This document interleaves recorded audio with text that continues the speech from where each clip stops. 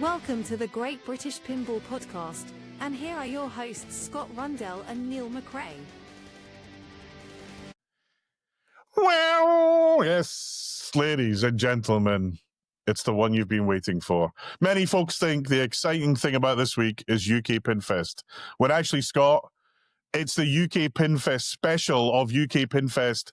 Exactly. You, the Great Pinball, I even forgot what we're called, with the Great British Pinball Podcast, episode 27. We're almost at the age where we're having kids. Speaking of having kids, yes. Where are we? What's the latest on the pregnancy? Literally just before we started, didn't I say to you? I said, like, I had the wife on speakerphone. She's like, "Oh, I just got back from the conversation with the midwife." And I said, "Okay." She goes, she just brings up in mid conversation. She goes, "Have they booked your appointment yet for your early inducing?" And I'm like, she's like, "Sorry, what?" And she goes, "Oh yeah, the baby's still really big, so you should have had this date. Here's your date." I'm like, "What?" And the date is tomorrow. Yeah, that's the part I was worried about, when the date was going to come next. But no, thankfully, it's not just yet. But it is definitely earlier than planned. Yeah, so guys, ladies and gentlemen, right, when you're playing pinball this weekend, right, you can't get a replay or a free game, because that could induce... Yeah, no loud knocks. Of the knocker. And we could have the first ever born at UK PinFest. So beware, and all the best to Holly. We love her. Thank you. So look, yeah, it is the PinFest special. We got some housekeeping to do. Then we're going to do our usual trawl of what we're excited about, and what we're excited about, and what we're excited about. UK PinFest. Nothing but positivity. I want to hear from you today, Neil. Neil, you've got to be positive, and I'm always positive. Yeah, sure. Just like me. Yeah, and but look, it's been a hell of a week for both of us. Lots going on in our worlds, and we're looking forward to a weekend of not giving a shit about anything except the lure of the silver ball. And on that, ladies and gentlemen, fasten your seatbelts, put your trays to upright position, stick your heads between your legs, because this is the brace position for the UK PinFest special. We're really looking forward to PinFest. It's hard to believe that it's been over a year, because last year, Scott, if you remember, PinFest was a week earlier. Oh yeah. So I've had all my Facebook memories from it, including an unfortunate incident with a camera and a banana. Banana for scale. But yes, it's a interesting time. So we're going to talk personal collections for a minute, ins and outs, as we always do. Yeah. Scott, actually we haven't spoken, so I'm assuming it's been a quiet week for you, a quiet time for you, ins and outs, or have you gone? Like, Labyrinth is gone. June is on its way. I did try and persuade the Barrels of Fun to ship my June with the June that will be a PinFest, but they said no, which is a shame. Why not? I know it's only going to be a month after. I thought logically it would make sense to ship everybody's Junes with the orders, but they didn't see it that way, so it was like, that's fine. They're prioritizing operators still. So clearly, I need to have a word with David Van Ness when I'm in. Pinball. I am very much more excited about June. Like, I'll be honest with you, the code has come a long way. I feel like when it first came out, it was, and even if you ever watched Jeff Dirty Pinball on Twitch, so he's done a great job of demonstrating the product, to be honest with you, and he's quite honest about the fact that he thinks it was a misstep on their part from launching it. It was a bit of like a false start. Yeah, so. I think we wondered that, right? Yeah. And I think it's clear that they should have waited. Well, they've got all the assets now, and they've got proper voice actors in as well. They've got the voice actor of Harley Quinn on it, which she does a really good job of playing. And the weird thing is, it's like, you'd think logically in your head, you're like, oh, okay, what actors are they going to bring in to do the voices from the film? But they didn't take that route at all. They actually just got actual known voice actors in the industry and said, I need you to do these voices based on the context of this theme. and they did it, and they've delivered it, and the lines are good. That it feels like in the world now, and the lighting is just something else. So yeah, I mean, I haven't seen what was it, Dirty Pete or Dirty Dave? Dirty Pinball. Dirty Pinball, sorry. Yeah. Dirty Pete's a different guy. Dirty Pete's definitely a different guy. Oh, and actually, there will be a comment on etiquette later on. But no, so I've been watching Carl D'Angelo's play of June. Oh, he's good. Yeah. If there's anybody you want to demonstrate a game and make it look easy, he's the guy to do it. if I was in the pinball business and as a seller, yes, I would send my first game to Carl every single so good. time.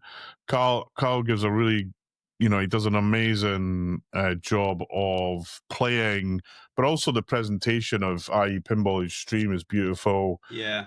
He's an amazing guy. I love him to bits. He's helped me out on many, many, many things, UK Open and pinball related. So, although I do, if anything else, though, it gives you a false impression about how easy the game is, because he. I think this is the right term, isn't it? When you complete the game, you roll the game. Is that right? Yeah. So he rolled it twice. Right. Okay. And I was like, yeah, that's nowhere near what anyone else does. Yeah, I mean, Carl is a once in a lifetime sort of player. He's very good. Do you even understanding on Kong? The difficulty levels are 1, 2, 3, 4, 5, and Carl. They have a special difficulty level on it's in Jaws and in Avengers as well, and Godzilla actually, where they push up the whole a hard level because Carl's just such a great player. Where does he rank out of interest? I've always wondered that. Sorry, say again? Where does he rank? Oh, he's in the top. Well, so Carl used to play a lot more than he currently does in events. He still plays a lot.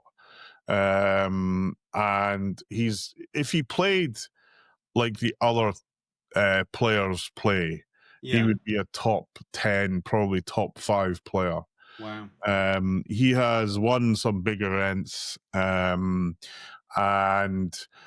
he's had a few health issues coming out of COVID, and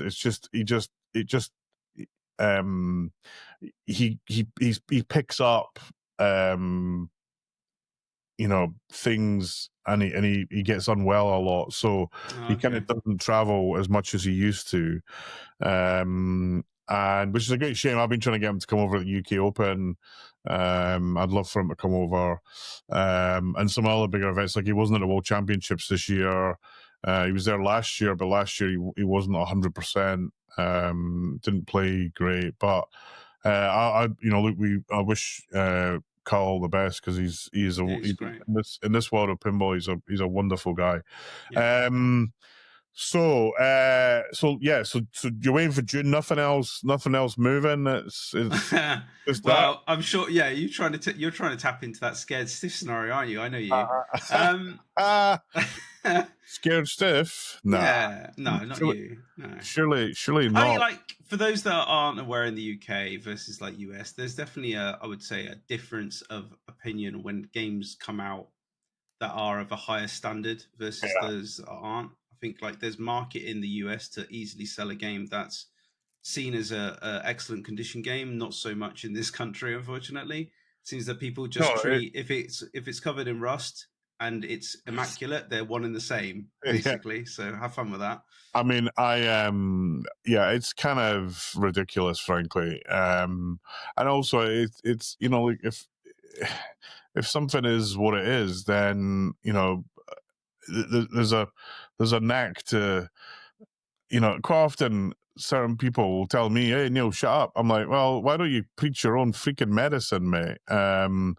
Because it's kind of laughable in my mind. But look, have you managed to move it on, or? At the moment, I had it's weird. I've had like some really eclectic offers. Like I had an offer of cash, which wasn't actually far off my asking price, I should say.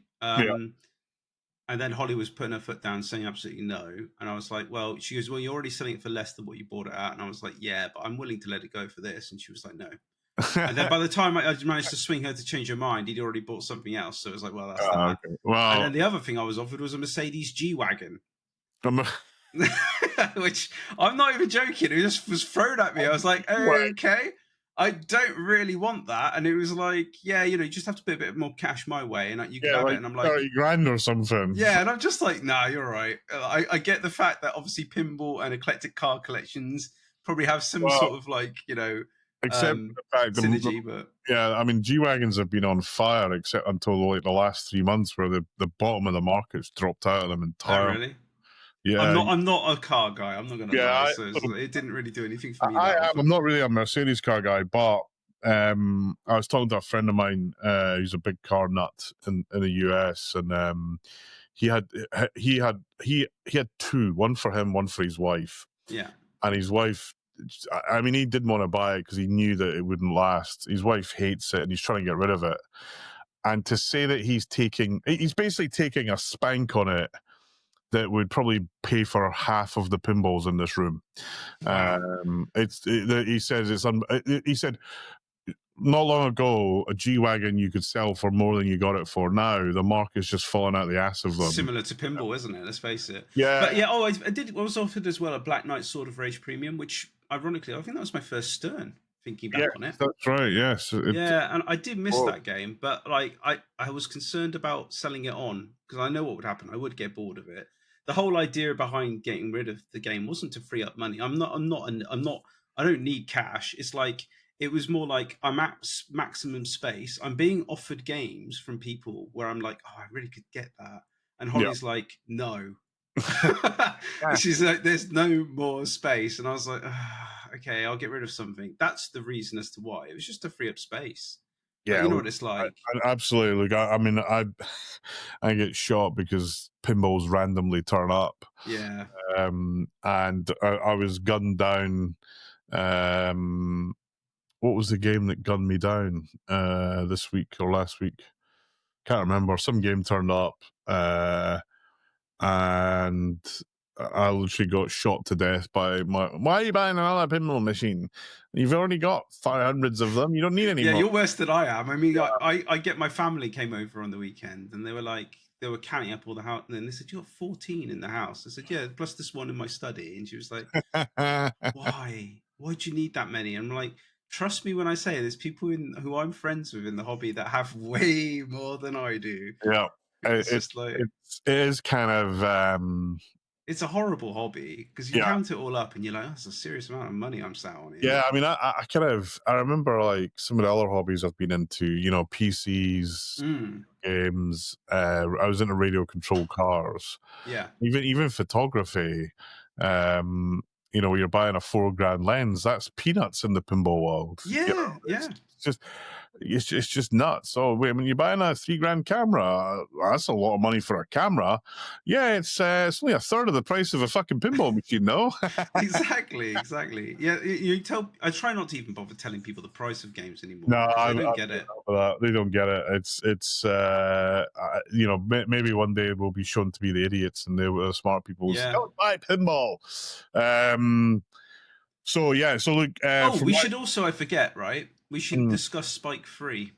Ah, yes, definitely. Let's cover that because I think everyone's overly excited about that. But so me, I've had a kind of a whirlwind of moving games around. So I swapped in. I swapped in 8 games at the club. Wow. And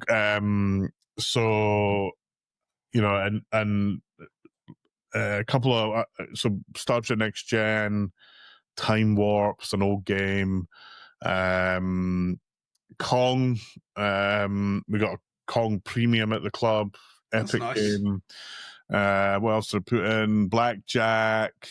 Have you sorted out your internet there now? Cosmic. No, oh mate, don't. Okay, I've opened a can of worms. We'll skip by that. In fact, I was just reading an email in the saga of never-ending emails about this shit show. They're getting close. Okay. I've kind of just let them roll on with it, but it's infuriating. What else we put in? We put in Sopranos. We put in Elvis. Dirty Harry. It's all on the club. I mean, if you got a pinball map, it's up to date.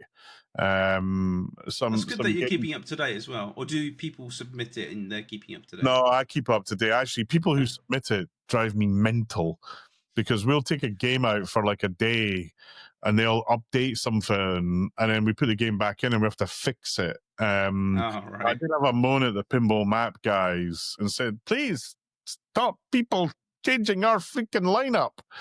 And look, they're good guys there. They came back to me, and I've been a supporter of them. They came back and said, Neil, the reason look, you're one of the good citizens that makes plenty of updates, but there are too many evil citizens that don't make any updates. Yeah, I can People imagine. travel like, you imagine like right now, Evil Dead is not at the club, so I took it out. Imagine if Sacrilege. Imagine if I didn't take it out of Pinball Map and people came specifically to play it because it's the only one in the country. I know you should have brought it to PinFest, but never mind. I should have brought it to PinFest. I should have brought Kong to PinFest, and I should have brought many surprises to PinFest. Oh, okay. Okay, stay tuned is what I'll say to that then. Yes, but look, yeah, so loads of games. I feel like I need to file a complaint because we had a couple of issues with World Cup soccer. Two screws fell out, and I want my money back for your shoddy workmanship. What did I miss? What fell out? I don't know. I think it was something to do with God, what was it? Oh, it was the lock thing where the magnet is. The mini playfield magnet. Yeah, the mini playfield magnet. But anyway, it wasn't a big deal. It was just kind of. I blame the fact you had the old wood there. That's why. I put a new bracket in with new screws. It probably had a thinner thread. That's probably what it was. Oh yeah. Anyway, look, the game's playing great. Apologies. There is still a weird. It was done on a rush. I'm not going to lie, Neil. It was really time against me on that one. I remember, wasn't it actually that was it, wasn't it? It was the bracket and the coil arrived the day before you showed up. Yeah, absolutely, mate. I mean, look, it plays great now, but there is a weird issue with that. I'm going to swap that board. The power driver board, yeah. Yeah, it's got, what is it, a Rotten Dog one, is it? It's an Alltech, I think. Is it? Well, whoever it is. Something like that. It's definitely another third party build. I do not think it's working right. And look, I've got the original board. I need to get off my lazy ass and send it off. Anyway, I often find that's the case, though. I had this same issue with Rotten Dog board in BSD. I had a year-on issue with the skill shot. You remember, like, when you launch the ball and it has the free targets, not free targets, but free rollovers at the top. And where the ball lands, you get the skill shot, right? Or actually, it's something like that. No, it's not that. Actually, people go, hey, that's incorrect. You're right, it is, because it's when you hit the drop target at the top, it's on a timer, and the lights go left to right, and whatever one it lands on is what bonus you'll get. Yeah. For whatever reason, on my power driver board for the Rotten Dog, it was providing insufficient voltage to the launch. So what would happen is the ball would fall short and drop into the rollovers rather than hit the drop target. And as soon as I switched out to an original power driver board, bang, every time, 100%. Yeah, so, I mean, I've used Rotten Dog CPU card. The MPU boards, yeah. It was fine for the CPU card. It's easier when it's like the smaller parts, like if like PinSound do the DMD Lux, that's good, and even PinSound's own PinSound boards are fine. You know, not everybody likes them, I know, but I like them. But I think the power driver boards, I try and steer clear of anything aftermarket, if I'm honest with you. PinSound, if it was up to me, every PinSound board, I would have my big yellow glove on and I would click them out of fucking existence. How come you don't like them? I never understood that. They're just buggy as hell, man. They can be buggy, I'm not going to lie. Yeah. And we have a lot, at one point we had a lot of them in the club. Mike Kindler put them all in his games. There's a couple other ones. And we've still got a couple. And like last week we had a tournament, we turned Judge Dredd on. Right. And it's Judge, your eardrums have blown up because it's so loud. Oh, because the volume balance has gone up. I've had that. No, it just, Earlier board revisions. no one touched it. Yeah, right? yeah, it does that. Yeah, And then my you turn it off and on, and BST it's used back to do to that. normal. Yeah. And now into the audio. The only thing we were in the middle of a game. I just had to turn the audio off because it was. You know what it is though? They run potentiometers on the card, and then what I've often found is that they can move around in the vibration. That's what it is. Anyway, the only issue I've ever had that was a real bug on mine was Lord of the Rings. I remember because Cole got to the destroy the ring. Yeah. And I'm crap. I couldn't. I just read when I put the board in. I hadn't tested it because I never got that far. Yeah. And he destroyed the ring during PinFest when it was at the show, and the game reset. And then I logged a ticket, and then they went, "Oh yeah, it's a firmware bug." And then I updated the firmware, and then it stopped the problem. On PinSound. Yeah. It reset the whole game. Reset the game. Wow. That's the only major issue I've ever hit with it. But otherwise, if you've not, it's the earlier board revisions, I think, where you've had that issue with the sound jumps. I've definitely had that. Yeah, I think the one that stands is easy to judge. I mean, but I've seen it on, like, we had a Twilight Zone with we've got a Batman with I had one in my Theatre Magic for a while, and I ended up backing it out because I'd want to get improved the sound. I wanted the original sounds, and it doesn't do a lot for the original sounds. I think PinSound. It's supposed to remix it into stereo, but I know what you're saying. Yeah, PinSound comes into its own. You know, when you've got, like, there's a couple of games like Doctor Who where they've done a really amazing mix for it. But on normal sort of games, I'm like, no, I want original sound. I get that. I mean, some people rave on about the Spike 2 board that they've brought out. They say it's great, but unfortunately, the problem with the Spike 2 boards isn't the board; it's the fact that the audio coming out of Spike 2 sounds like it was mixed by someone who'd had his head shot. It's not the mix. The mix is fine. It's just they're so short of space. They compress the hell out of everything. And if you're a weird geek like me, you can hear it, and it boils my blood. Basically, it's even worse on Sam. Like, if you listen to X-Men, the original X-Men, Sam's audio, and even actually Elvis, I can see why people swap to PinSound for those sort of games, because coming out of the original game, it's awful. Yeah, so lots of swaps, new games. As I say, Kong, it's amazing. Actually, our good friend Gonzo he took a Mando from you as well, didn't he? Yeah, he came around. So you can't even give it away, or can you? He came around. And we did a quick video of Kong. Yeah, actually, he's going to come back and do a more of a video of the room, which we've been trying to organize for ages.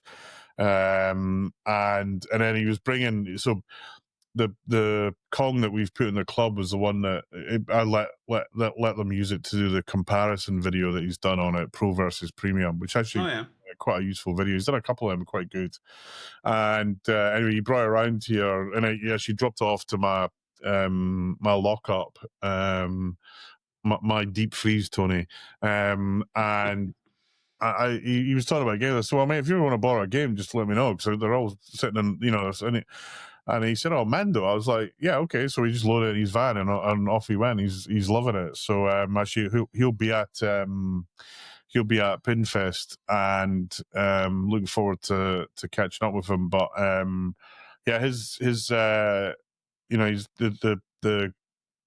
Kong video. The thing that the Kong video did here is, I think the one thing he and I should have pointed out to him, this room's actually quite dark. And when you're doing videos here, it takes a bit of time to get the light right. So at the moment, I've got this freaking floodlight. Yeah. You can see it in my glasses, the round thing. Halo, yeah. Yeah.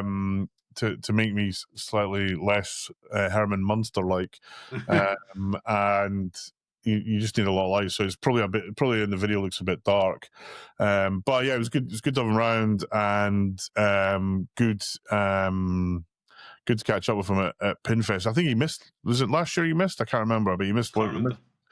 He missed one of the years because he was. I think he was on holiday and he had transport issues getting back. It might have been because of last year, because let's face it, they did move the dates around.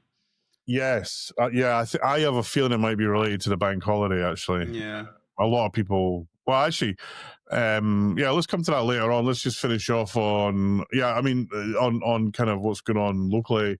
I was at Pinburg. It was awesome. Really great event. Those guys just know how to put on an amazing event. Saw a lot of folks I hadn't seen. UK Open is sold out. In fact, it's oversold. I've sold more tickets than I normally would sell. We're at 178. That's good though, right? Look, this time last year we were struggling to sell tickets, and I was very nervous about it going into this year because of that. We'd sold 160 tickets in 2 hours. Wow. So I was super pleased about that. And actually less folk from the US this year, much more from Europe, which I think is good overall for the event, because coming from the US is a big investment. We still got a good few players coming from the US, Keith Elwin, Carlos De La Cerda, and a few others that are coming over. So I'm looking forward to a good event in September. Actually, if you're out there listening and you haven't already volunteered, we are looking for volunteers, particularly on setup and teardown day, so Thursday and the Monday. And the club goes from strength to strength. We've had a good month. Actually, I thought it was going to be an awful month because the previous month wasn't great, but August so far has been excellent. We've definitely seen a pickup, which is great to see. And I noticed Sam at Chief Coffee posted that, he's bought a couple of new games. He's back in the trend, right? It's good. And his place seems to be doing well. And given that we've kind of lost a few venues recently, it's great to see. Last thing, Blackpool Pinball Club, I think they posted yesterday, it's going to open in October. So a winter's trip to Blackpool might be in order. And I understand it's grim up north, so we'll need to figure that one out. So what else? What else going in the news? Let's start with you just mentioned this to me. Yes. Predretti. Yes. Apparently have announced 9 million games. Wow. Basically, the latest post came from, is it Mr. Pinball in Australia, who's a disty? Yeah. He obviously has a great relationship selling, let's say, Bally remakes and stuff like that. Was Mr. Bally remake at one point, I think. He was, wasn't he? So yeah, he's obviously got first dibs, I think, one on this bit of news, and two on the fact that he's more willing to say, hey, pre-orders are open now. He said there was a free John Poppadook games, and they were going to be on a magic theme. So I suspect it will probably be either Totan or Theatre of Magic first. And then he also showed in his post a picture of the Ringmaster from Circus Voltaire. So I suspect it might be all those three titles. Yeah, I think you're right. I think those are the titles to go for, basically. They're the desirable ones, right? Yeah, I mean, even when you said I was by almost default automatic, I kind of pinged. I kind of said to you, I'll need to buy a Tom because just by default, I the originals, but I upgrade just because, well, from a CGC perspective, they've been great. And actually, Funhouse, we borrowed Funhouse from Phil at Pinball Heaven, which actually I'm not a Funhouse fan as a game, but I actually really enjoyed playing it. We had it at the club for a bit, and then we had it at the UK Open, and it was bulletproof. It worked. It worked solid. Actually, fair play to Progetti, the guy who's writing the code.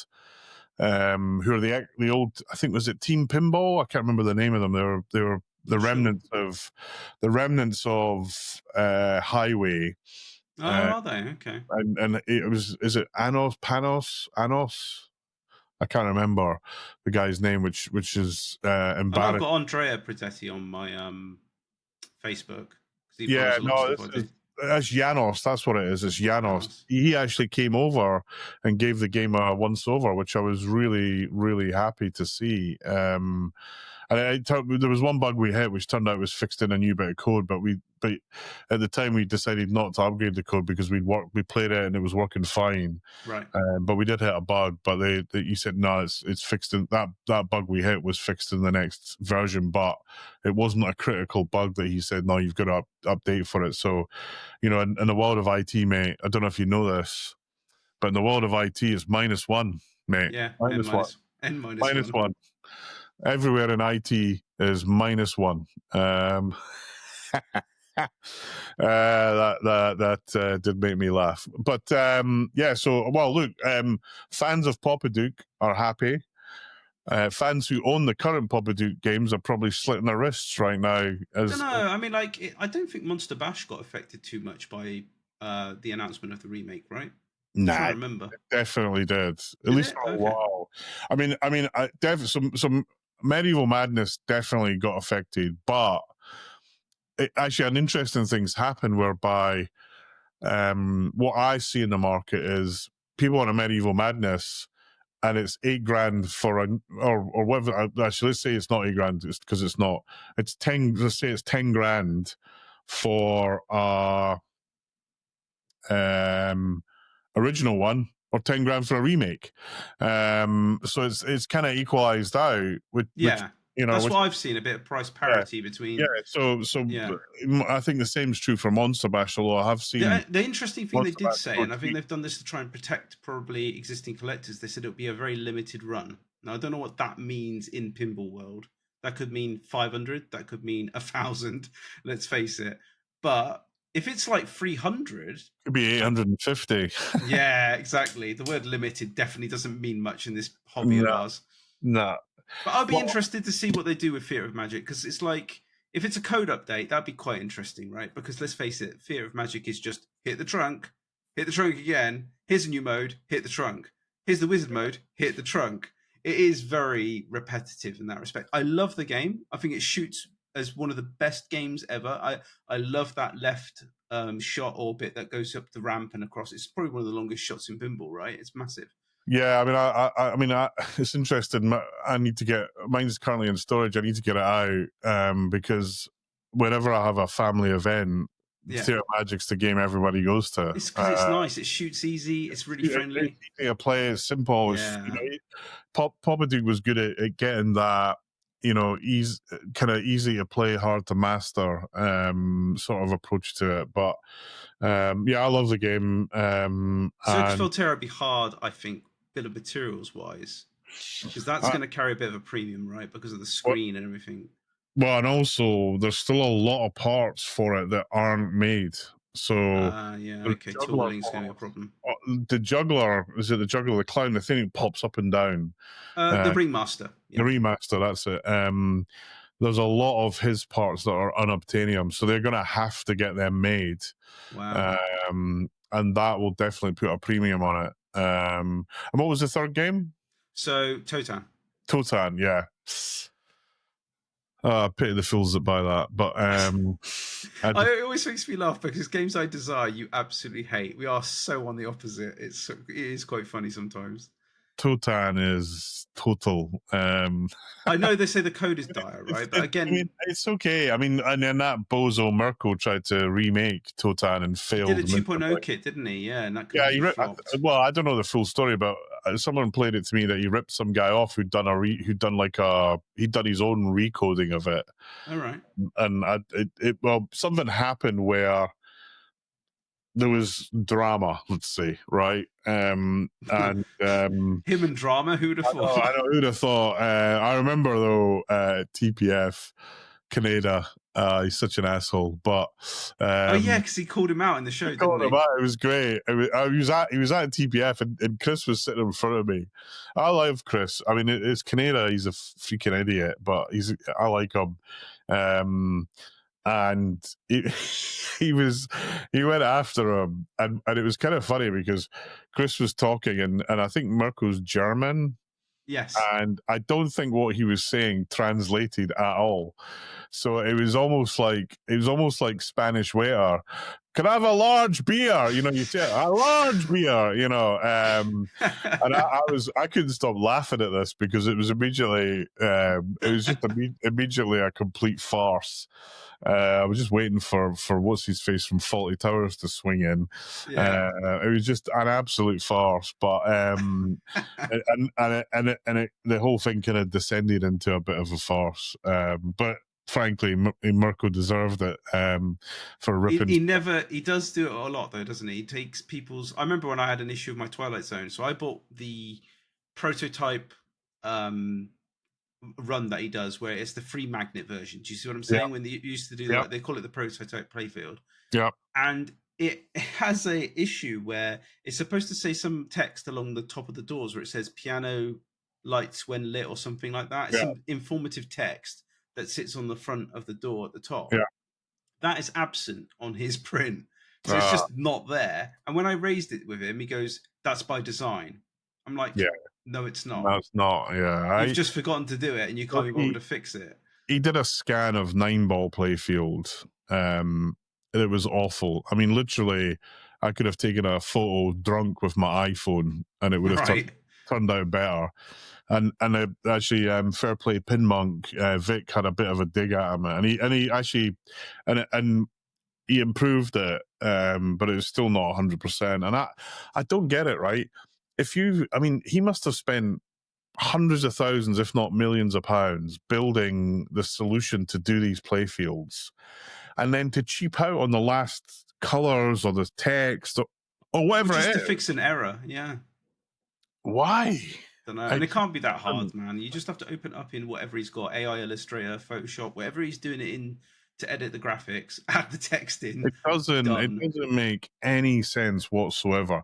Nonetheless, it's his business. I mean, I kind of buy playfields. Has he got back to doing JGPs now, or what's Harry Potter's playfield from? Harry Potter is Mirko. One of the reasons why he's making money anyway. I will never buy it. Based on the fact that it's a Mirko or other reasons? 100%. I mean, that was the big issue with my GNR. I mean, my GNR, it wasn't just little bits of clear coat that came off. Big chunks of it came off. It was absolutely awful. Yeah. And I was like, and then Jack's like, well, and then actually I challenged Jack at Phil's thing about Mirko, and Jack's response was, "Better the devil you know." And I was like, wow. Okay, say that again. I genuinely thought, did he really say that? So I allegedly, by the way. Oh, he said it. I was there. I know you're saying that, but until it's proven otherwise, it's allegedly. Just be your legal speak there. Yeah, well, allegedly or not, that's what he said. And if he wants to sue me, I'll happily send him my address. Because my lawyer would love it. But anyway, I get where Jack's coming from on that to some extent, because one thing I've learned in the last 2 years about pinball is the hardest part of pinball is the playfield. Yeah. Manufacturing playfields is super hard. Wasn't there some rumor around there was an issue with some playfields were warping in the Dungeons and Dragons, and they'd reduce the amount of ply on the wood, and that's what was causing them to warp? I don't know about, so I haven't heard that about Dungeons and Dragons, but I know in the past Stern have had warping issues. Yeah. My Avengers had a problem. It doesn't surprise me, because if you get variances in the wood supply, even down to the thickness, as I say, the layers of ply, and it could be just one day your supply just goes, well, that worked for this guy, so it's going to work for you. But then you put your bill of materials on, and the weight starts shifting it. Well, this is it. How do you measure wood quality? And actually, and I can. It's difficult, I bet. It's impossible. So actually, the way they measure it is how hard it is. So Doug Duba at CGC gave a really good discussion on this during the tour that we had a couple of years ago. And basically what he said is that the reason that there's two reasons why playfields are having so many issues recently. The first is not being able to use solvent-based clear coats. Well, you can still use them, but the kind of factory setup you need to use restrictions in place. Yeah, exactly. Yeah. It's just super difficult and it's expensive. The second, this isn't, by the way, if you look at your car and you wonder why the paintwork looks like orange peel, it's the same issue. They don't use solvents in the clear coat for cars anymore. And then the second issue is the wood's got soft. So they used exclusively, and they've been making playfields for longer than most of us have been playing pinball.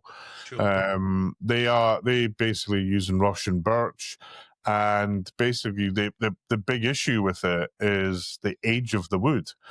So back 20 years ago, you get very old wood. It was super hard, and when the ball hit, there wasn't a mark. The wood that's available today, and again, this is related to the price of materials, the price of timber. The wood that you can buy today for more money than the old wood cost is much softer, and that's why the appearance of dimples initially looks more brutal than it did in the past. So it's really, they've been, Doug spends most of, when he's working on buying parts, the thing he told me was, I spend more time trying to find mature wood. Good quality product, yeah. It's not the quality, it's just that if you want... The thing is, I had the same sort of thing. I think I had it with you. I told you this. When you got me the screw posts, so I say that, I think that's the right term, like the wood screw posts, the ones where they've got on one end, rather than being a machine end, they've got a standard like number 6 wood screw on it, on the thread. Yeah. I had one of those literally snap as I was turning it on your playfield. Yeah. And that's probably because they're using parts from China. We're using the steel is obviously, let's face it, a lesser quality, and then it's going to snap easier. And I think, like, I put the old playfield post. Well, that's it. If you put the old part that you had from your original game on, it went in absolutely fine. I'm telling you, there's a strength difference between I agree. materials and old ones. I agree, but so a lot of people say, "Oh, this is Chinese junk," right? Actually, here's what it is: it's the guy whoever asked China to manufacture it, have asked them to manufacture at a price, right? And that means it's weaker. Yeah, and it's so China makes these things. Sure. They are not low quality items, right? No. It's going to be, as you say, it's down to but it doesn't. What I'm trying to get at here is, regardless of where it's come from, is that it's the material is definitely weaker. Absolutely, they have, and because the price of everything is 10 times what it was in the 80s. I mean, that's the stark reality of it, and and getting more expensive with tariffs and all sorts of other shenanigans that are going on. It's unfortunate, but it is the way it is. Okay, let's move on. More news. Predator. I was going to say, speaking of tariffs. Yes, the ongoing shit show saga of Predator. Get to the shit show. I don't know what to say about this, but all I can say, Neil, is you need to buy now. There's only 150 left. Fucking give it. Yeah. No, I am 149 now. 149. Okay. Wait a minute. By the end of next month's podcast, I'll be 148.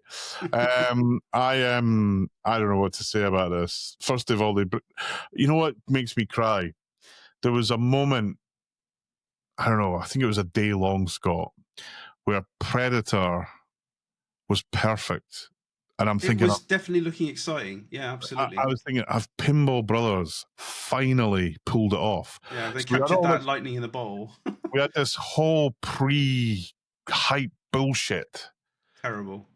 Then we had the game came out and the code release, and then we had the leaked video. Yes. And for those listening, I was doing the inverted commas sarcastic action, the leaked video that was leaked for a week with Arnie and everyone else on it, making it look like this game had all the assets and was going to blow the doors off the wall. And everyone was like, wow, this is amazing. In fact, Scott, you were suckered in. I was excited. Like I'm a massive like 80s like adrenaline pumping action movie kind of guy. I love 100%. All of that stuff. Like I loved all the Arnold stuff, like Total Recall, Commando, Predator, Terminator, you name it. It's like I love it, right? And then you watch that and you think, okay, look, they say they haven't got all of his assets. I think they kind of, in their defense, did say oh, we haven't really got full sign off on Arnie, but he will appear in it, and it has got him in the shot. So you think, okay, well, they've probably got his voice then, but they haven't got him doing new lines. So you think, well, okay, it's probably not a far stretch from what Which was is fine. leaked. That would be fine. Yeah. You know, it's like Pulp Fiction. There's no new call-outs in Pulp Fiction. They've just used the lines from the movie. It can be done.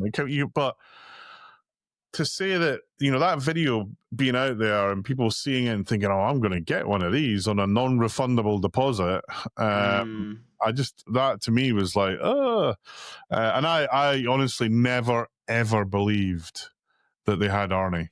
No, and I should have either, to be honest with you. But I think they built some goodwill with when they got Sigourney Weaver in the code on Alien, and I thought, okay, look, they're doing a really good relationship with Disney, obviously with Fox. And Disney, and I thought, okay, they've obviously done something here with that in the past wasn't possible, but they've proved themselves with Aliens. They've kind of built some bridges, and they've managed to swing something that people didn't think would be possible. So I was like, do you know what? If it's got him in it, that's enough for me to buy it.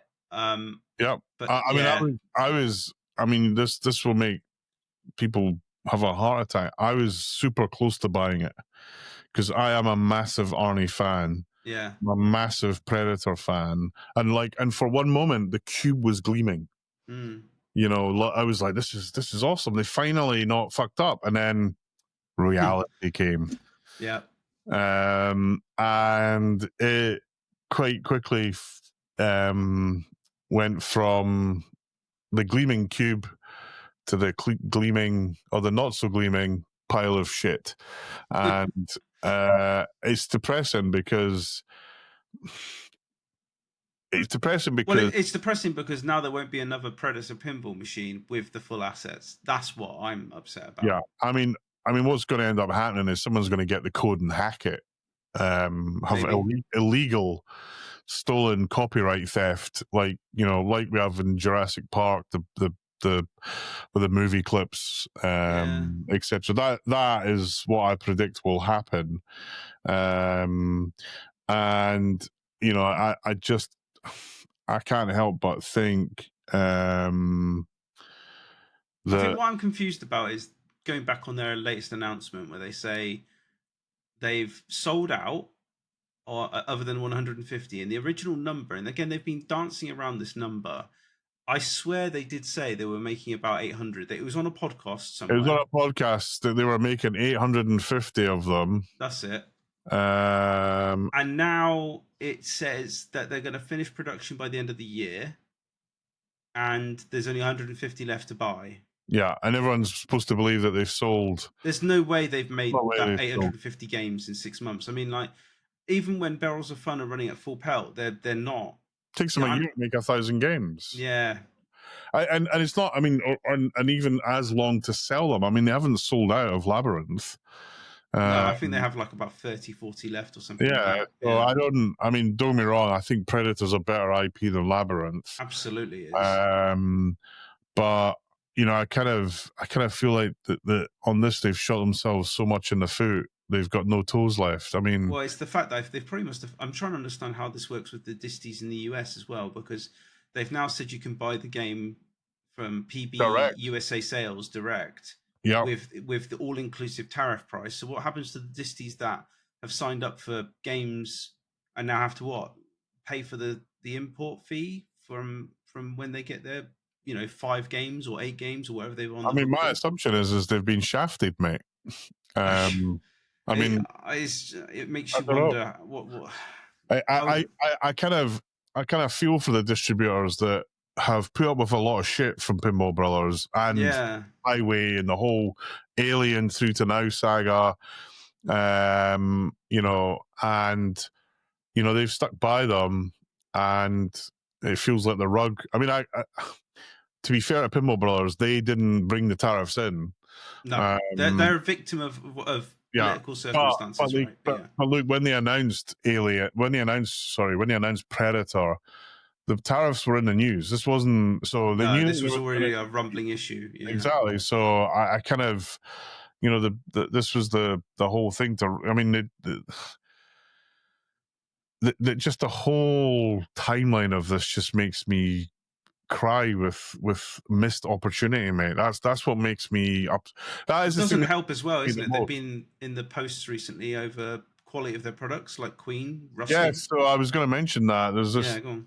There's this post on Pinside about 2 Queens that have rusted badly, and actually, I think the reason for it there's some guys posted what might be the reason for it, which Humidity, is it? Or no, he thinks it might be anodode, where it might be in a pub where the carpet's wet from alcohol being spilt. right. And effectively that generates a charge. So it's like a what's the word? What do they call it when they coat with zinc? Oxidizing? No, well, it is. The end is oxidized, but it's something to do with anodizing. Right.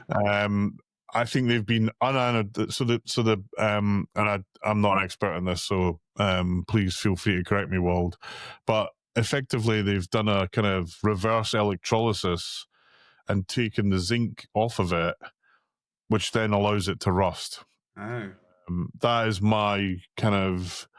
So, I mean, I've had a bit of rust. It's the same as another person put on their post. They said, "Oh, I've had rust on the ramp on the Alien. I've had that. I treated it. As long as you're, on top of it, it stops it from being a problem." But I've seen it on things like coin boxes. The lid. Yeah. I've seen that. I've never seen it on anything else really. I've never seen it to that extent, because I mean, for those that aren't aware, it was everywhere. All the mechs were wrecked. Everything was like it had been at a seaside resort and let the salt air got to it. I think it's called galvanic, which is it needs a new anode. So low level voltage is getting set. This was posted by Phil Lee on the forum on Pinside, saying that it just drives a low level voltage up the leg, and effectively the metals end up oxidizing and so is that then accurate to say that it could happen to just that game, or is it happening then to any game then? Well, I would have thought this guy would have posted more about other games, but it seems that these two are definitely susceptible. These are 2 Queens made by Pinball Brothers. But the great thing that came out of this fiasco or this disaster was many people rewording Queen songs to include rust. Right. I'm going to give you a moment of this. Okay. Is this the real steel or just some faded theme? Don't sing. No escape from the rust I see. Open the glass, look up at the playfield and see. It's just a pinball. I need some sympathy. 'Cause it's flaked paint. Anyway, you can go see it now. Yeah, please stop. You save that for karaoke at There's one bit that I am going to do. So you think you can patch me and make me look fine? And then there's another bit which is where is it? Easy come, easy go. Will you sand it down? No, we will not sand it down. Sand it down. No. So there's a whole lot of Queen songs being adjusted. You could blatantly put it through AI as well. It'd be quite funny. Well, yeah, they have. So I did one of them, and it's through AI. Guilty as charged. There's a few that were. Another one, rusts to dust. Right. We are the rust buckets, my friend. That one made me laugh. And basically, there's just a thread, and the this is what I love about Pinside. The absolutely epic post is from Matt Elder, who runs the Alvin G Museum in Muscatine, Indianapolis. Posts, this thread has probably provided more entertainment than the game has. Rough. And that made me laugh. Anyway, so not great, but I mean, I don't think it's Pinball Brothers' fault necessarily that what's happened there. But yeah, it does sound like it might be a victim of circumstance, right? That it's just in an environment. 2 of them, basically. Anyway, It's All I can say is don't buy a game from there. Go check out the thread's called Queen After 2 Years. Go check it out. It's one of the classic Pinside threads. The reason I love Pinside. Great job to Robin and all the mods there that run it. Did you ever watch that post about CPR with the guy who got a Adams family? Yeah. I mean, there's God. I mean, when you it kind of I've been in, I don't know, 3 or 4 what I call Pinside moments, where you're so happy to be part of what's going on because it's just legendary. The funny part is when I read that post, and for those that don't know, basically in a really nutshell kind of format, this guy complained about a Adams family playfield that he got from CPR, asked for a refund. They said no. The true story was he bought a second, so a known faulty playfield from CPR, had it for donkey's years. We're talking like 5-6 years. Then decided to complain about it. They said, well, no, there's nothing we can do about it. And didn't bother to tell people the truth until the truth really got out. And then he ended up looking like a fool. I'm not going to defend CPR entirely after experiencing Neil's World Cup Soccer, which was abysmal in terms of its like clear coat. It was the equivalent of a 5-year-old making a cake. Like they were just slapping like clear coat everywhere. It was just like, look at it, here's the icing. Bop, bop, bop, bop, bop. I mean, the other thing is their clear coat's pretty decent. So you kind of need a diamond. I mean, I think there's in your back garden. One of my bits went blunt after trying to get your clear coat drilled down to a level that was satisfactory. You had a funeral for the drill as well. Oh yeah, my drill died. You're right, it did die. Drilling it. So it's clearly made of the brushless motors were no longer brushless. There was smoke coming out of the brush. Moving on. So Luke, Predator. Luke, I mean, I said this on the podcast before. I kind of wish Pinball Brothers would stop making games because ABBA, Queen, and now this big titles as well. You know what's awful about this is no one's played the game yet, Scott. I know. This is what I mean. How can you turn around and tell people there's like 150 left to buy, and there's not a single video of someone playing it other than them?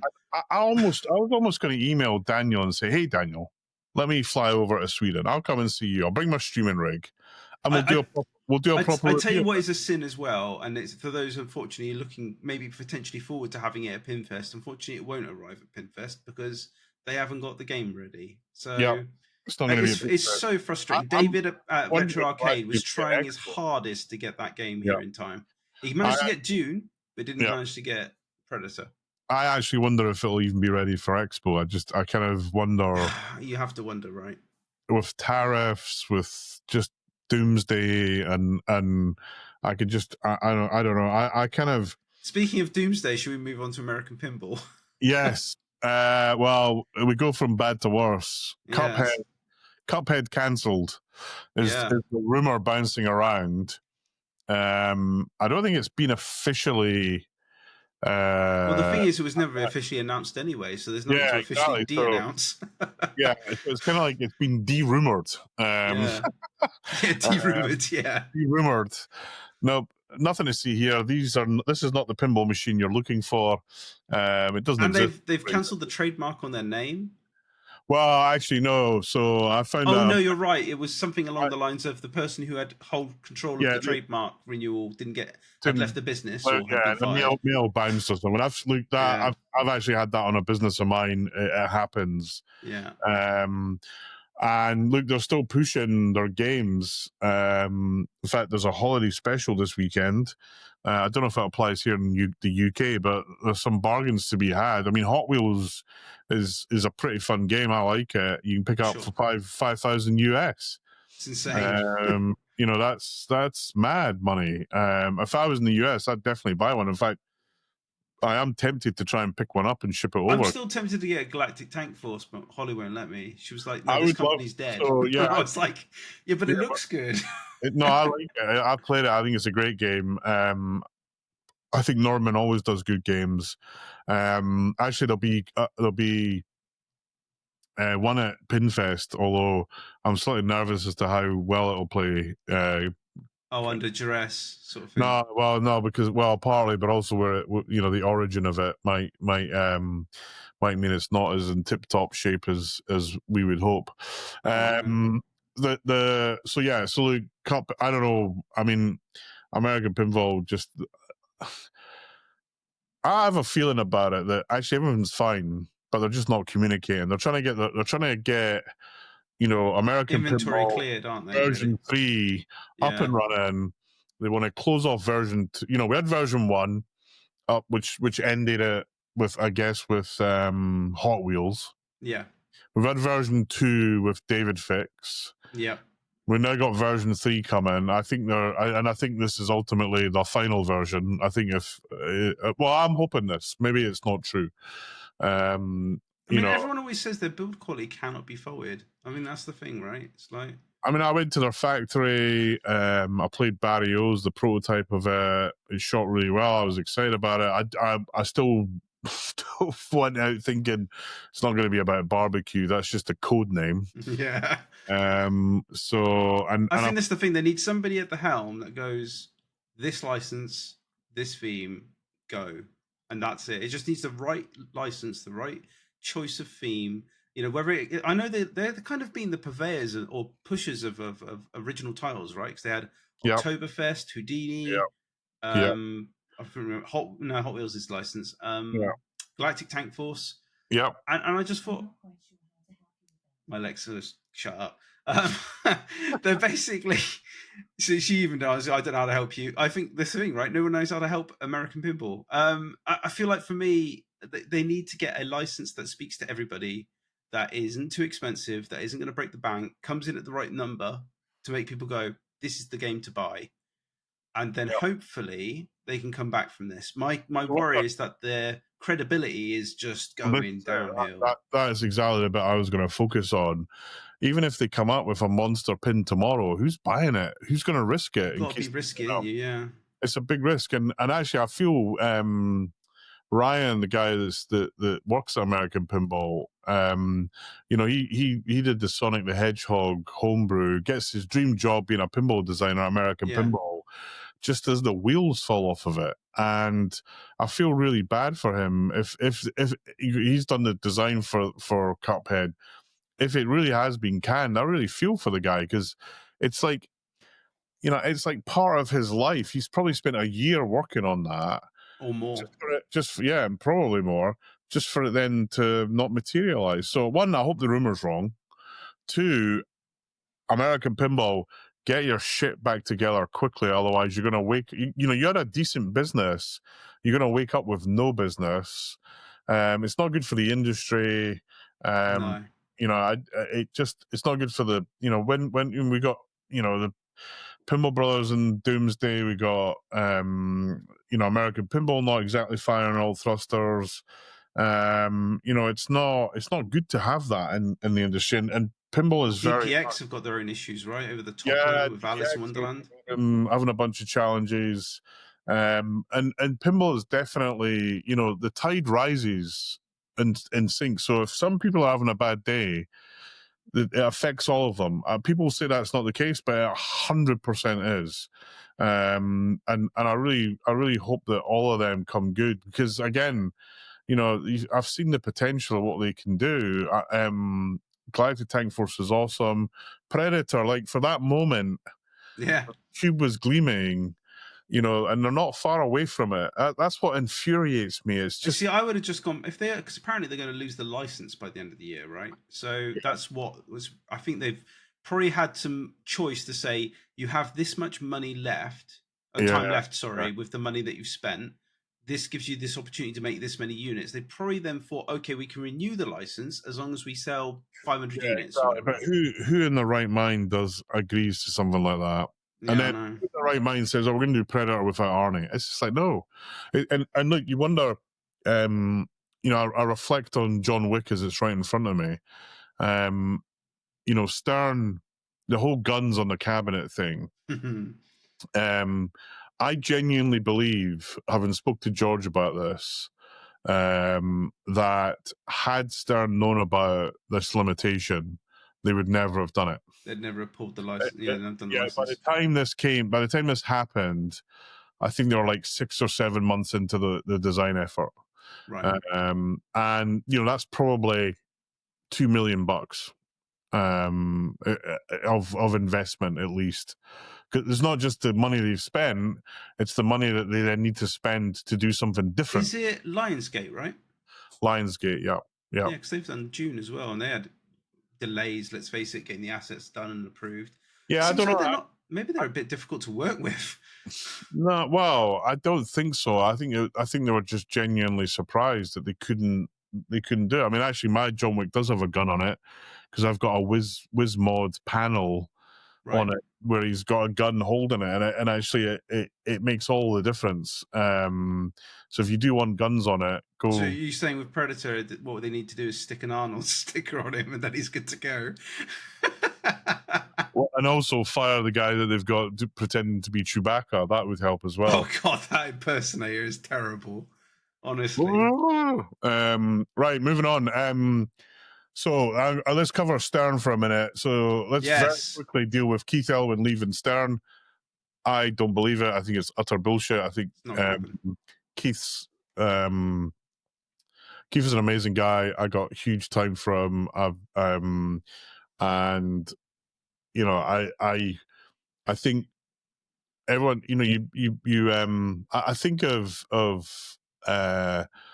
football players when they go Manchester United, they win 10 European Cup medals, then they go to another club and don't win anything. Just it's more than just about one person. And clearly Keith is an exceptional designer. Well, the rumor wasn't just Keith leaving though, wasn't it? It was Keith and his team. Yeah, but realistically, I still don't think it would happen, because for that to happen, I imagine would mean relocation for them. They probably wouldn't be able to work remotely, let's face it. And then on top of that, I think they've got a good thing going at Stern, right? Jersey Jack's just round the corner from Stern, so. Oh, I see. Okay, my bad. No, there's no issue with relocation or anything like that. I just, Stern, George and Gary and the rest of the team, they've created an environment at Stern that generates great games, and and they've got strong leadership. George in particular provides strong leadership. At JGP, that just doesn't exist. Now, I don't think Keith needs a lot of management or leadership. I think he's already doing that, and I think Jack Danger moving away from doing pinball development is because he doesn't want to manage a team. I'm 99% convinced that's what it's about. He looked very drained a lot of the time, I'd noticed. I think he looked knackered. In fact, about a month ago, I pinged him and said, "Hey, Jack, hope you're okay, mate." Because I went, as you know, and podcast listeners know, I got a preview of X-Men, and I was blown away by it. And then the challenges with the game came in, and I still say mine's plays, and actually mine here plays perfect. The one we've got at the club plays perfect. So and I think Jack just took that. He's a heart. He does take things. Yeah, he takes things to heart. Right? But look, he's it's great that he's going to be doing what he's doing. But I think if Keith said to me, "Hey Neil, what should I do?" Right? Not that he would, and not that he needs to, because I think he's a very intelligent guy. But I would say, well, Keith, why don't you play both sides of the coin? Why don't you set up Keith Elwin Pinball Design? Freelance, right? Freelance it and sell designs to the highest bidder. Could do. If it's about, so if this whole thing's about money, right? And people say, "Oh, money, right?" Don't get me wrong, we love money. It buys pinball machines, cars, cigars, and dancing girls at Las Vegas. So look, but if it's about money, go to JGP. Isn't a guarantee of exceedingly rich futures. And also you gotta, I suppose he did turn up at GGP and they're paying him twice what what everyone else is getting paid. That causes an issue as well. It's just not. You can't take it in isolation. So anyway, I think it's BS, and I don't think he'll go to JGP necessarily. Might leave Stern one day, I'm sure he will. But I do think that if I was him, I would go, hey, why don't we go and set up our own little boutique? And they could sell designs to American Pinball, to whoever he wants, really. Stern, to Pinball Brothers. Pinball Brothers, but I think there's something very special about the setup at Stern with Keith's team that I think they'd be crazy to upset that. I think you probably got to your point in life, the same thing as me. It's not always about the money, right? It's about the job satisfaction. Environment is being able to do what you want to do, et cetera, et cetera. So let's move on. So Stern's next game is Star Wars. The Death Star eats the ball. I mean, I've said this on the podcast for a long time. But it sounds like to me that it's just the remake of the 1992 Data East. It's not. 100%. Not. It's definitely not. It's definitely not. And I think everyone's going to be pleasantly surprised about how good this game is going to be. It might be the Star Wars game that I buy and have at home, finally. So excited about that. And, as I said, we here on the Great British Pinball Podcast, for months, we've been saying it's episodes 4 to 6, and we've been saying that the Death Star eats the ball. We are in the know. How, might you ask? I am close with the Force. So I'm excited about that. It should be out. The fact that the momentum for this should start in about 2 weeks is my guess. We'll see the little trailer first, maybe second week of September, and then the game will be out at the end of the week. And it so happens I'm in Chicago then. How convenient. It so happens. Right, moving on. Overall marketplace, Scott. Well, no, wait, go back. Spike 3. Yeah. Spike 3, yes, indeed. Spike. Can I give you my take on Spike 3? Go on. Spike 3 is like the difference between an iPhone 14 and an iPhone 15. Okay, I'm not an iPhone guy, so that sounds incremental, but go on. Yeah, exactly. It is incremental. So people are like, oh, the Spike 3 is going to do this. Look, will it have better sound? Yes. Will it have a bigger screen? Probably. Is the power supply quieter? Well, we know that already because we've got it, and it is. Hallelujah, right? I mean, actually, those. So Metallica's definitely got the new PSU. Yeah, and it's silent. It's great. So has Kong. So has D&D. That's normal, right, for pinball. I've noticed that when they were doing like WPC 89 to 95, you sort of saw, or even T2. T2 was like the first DMD, wasn't it? It was like half System 11-ish, half sort of like WPC 89. They do stuff in places because I imagine it's going to be like, okay, look, we can do the PSU now, but we can't do this bit because we've got to wait to get rid of the old chain of inventory and stuff like that. It's a lot of effort. I mean, it happened with Game of Thrones, which is the sorry, not Game of Thrones. The wrestling game, which I think was the first Spike 1 game. And of course, Spike 1 wasn't where they were headed. Spike 2 with the LCD was where they were headed. Yeah. So you can almost count Spike 1 as part of the transition to Spike 2. But ultimately, it's ball and flippers. Like the sound might be better. The light shows might be better. There might be more of them. I think it'll be a better processor, right? The thing I'd be interested in, because I don't know if you've noticed it on your Metallica, but sometimes they have issues where the sound is out of sync with the video, and it's like I get the feeling a lot of that is down to the amount of information it's having to process, and probably that processor is really getting maxed out now, especially with the expression lights and that. That processor is 10 years old. Yeah. Right. Name me anything else using a 10-year-old processor that's still, but ultimately the operating system, the way the game works, much in the same way I remember George Gomez said the operating system is running on an end-of-life version of Linux. Yeah, So it's not even supported. So it's like, actually it's a scary version of Linux. Is it? Because it's got let's just say it's got Well, you more. have to I wonder, like, what's the problem with that then of making these games online? Because then you could get hacked, right? Yeah, but the way Stern does that kind of cocoons it, so it's if anything gets hacked, it's impossible to do anything with it just with the way that they've built it. Okay. But yeah, it's running ancient. Everything on it's ancient. Also, the drivers for Wi-Fi are ancient, I think, as well. That explains the poor Wi-Fi connectivity. Yeah, well, sorry, I think they are definitely the networking code on it and other stuff is not. That's good though. Then we should see improvements in the quality of life then of the product is what I'm going to get at there. Well, I definitely think that. I mean, I've seen it. We've all seen it on some of the bigger games like Godzilla, where the video's trying to catch up, and I think that'll be fixed, which is great. I think they'll be more. They'll be able to do more, in terms of flashing and stuff like that. That'll be great. I'm hoping that the pace of just downloading stuff is faster. So maybe they'll fix your amp issues as well with the audio. I've got one. Well, I've got one game connected to Ethernet, and it's just as slow as using Wi-Fi to download stuff, which is bizarre. Okay.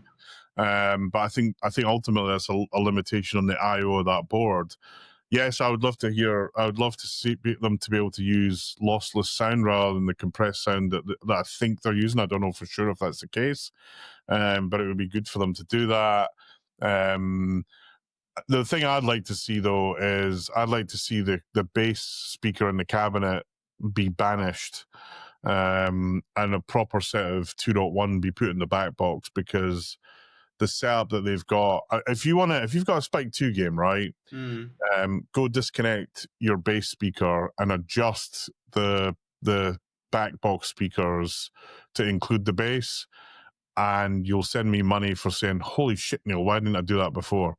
You will get an immensely better output if you do that. Is that because of the acoustics of the wood being around the sub inside the cabinet, or something else then? I think it's the separation which causes a slight delay. I think it's a crap subwoofer. I think the way it's bolted to the cabinet is pretty much awful. But also the Kenwood speakers that they use on LEs. So this is only actually caveat this. You get a slightly better sound with the Pro Premium, but with the LE, you'll get a significantly better sound, because although they're not Kenwood's best set of speakers, they are actually not as bad as the cost of them may lead you to believe. And you will get a much better sound out of it just by doing that. You can upgrade your speakers. That definitely helps as well. But ultimately, the stuff coming out of the processor just isn't at high enough quality for, well, at least for weirdos like me, to really appreciate it as much as I would like to. I'm hoping it's also got HDMI out, so I can plug it straight into the streaming rig. That'd be nice, right? So again, I'd like to see some improvements to like accessibility, I'd say. Yeah, definitely. It was interesting. Did you see the post by Jack where he's obviously still in a sling at the moment? Yeah. And he made his own foot pedal for the right. Yes. Yeah. That wouldn't be a bad idea for people with disabilities anyway, to have just an option to plug in a foot pedal for the right flipper or whatever. Yeah, so look, there's a bunch of guys, I forget the name, who've created an accessible pinball controller. Sure. That plugs in, and if you can't stand, you can sit down and use this controller. Actually, it's quite hard to get used to, in terms of how it works. But actually, it's there's some companies out there that are working on stuff like that. I agree. If Stern can make it easier for them, then absolutely. Well, I know they mentioned like Bluetooth headsets, so you're going to be able to like listen to, connect your audio to your headset without having to physically connect it. Why not just have a Bluetooth device then, or something like that allows for input output for the flippers? Yeah, I mean that's what Xbox and PlayStation use. So if it works for them, it should be easy. So these sort of things, these accessibility options, again, quality of life improvements, I'm all for it. So that would be interesting to see from Spike 3 for me at least, but we'll see what happens, I suppose. The one thing that George said that's making me nervous is cabinet changes. Okay. So he did talk that the cabinet changes will come later. That makes me nervous because I actually like the Spike 2 cabinet. Yeah. And I hope they don't go down the JJP route and do like a giant screen. I like my whole screen and translate. Yeah, setup. I like the back glass for sure, 100%. Yeah. I mean, I do think it would be nice, I think, if that screen was bigger. For sure. The only way that's going to happen is if it sacrifices space of the translate, right? Yeah, look, I think that's inevitable. But I don't mind it sacrifice. Well, I mean, I'm looking at it right now. There are ways that they could get a bigger screen in without sacrificing it. Move the lock, kind of realign the speakers a little bit. It's doable. Also widen the back box, which I really don't want them to do. Please, Stern, if anything, do not in the back box. Well, yeah, you won't get them through the door. Yeah, Stern games are thinner than everything else, and honestly, when you're moving them around or you're doing events, it's a godsend. Yeah, it is just so useful to be able to squeeze games in and out. That I mean, actually, it's not just a Stern thing. Since the early days of Data East, they've always had a slightly thinner back box. But yeah, look, but like I say, Spike 3 is going to help with the environment of the game, but I don't think it's going to make games that, like, you know, if Godzilla was made on Spike 3 versus Spike 2, is it going to make it any more playable or any more demanding? You know, is the play going to get any better? No. I don't think it would. Because I don't think they ever hit driver limitations or anything like that, did they? In terms of like number of coils, it was more lighting limitations. Yeah, but even then, I look at Metallica. Look how many node boards it's got in it. Holy shit! Man, the game's packed. Honestly, it's rammed. So look, yeah, look. Obviously, though, innovation and development and pinball is great. So let's and the the power supply. I'm more interested to see if they do more advancements with Insider Connect. That'd be cool. Yeah, my take on that is I don't think we'll see many more dramatic play. I still would love for you to be able to have a situation where you could remote play against a friend who also has a John Wick, as an example, and do a competitive game against each other online. It shows your ugly mug on the screen or something like that. You want? It doesn't really. That's not really necessary for the webcam thing like JJP do, but it's more like you can see their score in lifetime. You can see. You can take your turns, whatever it needs to be.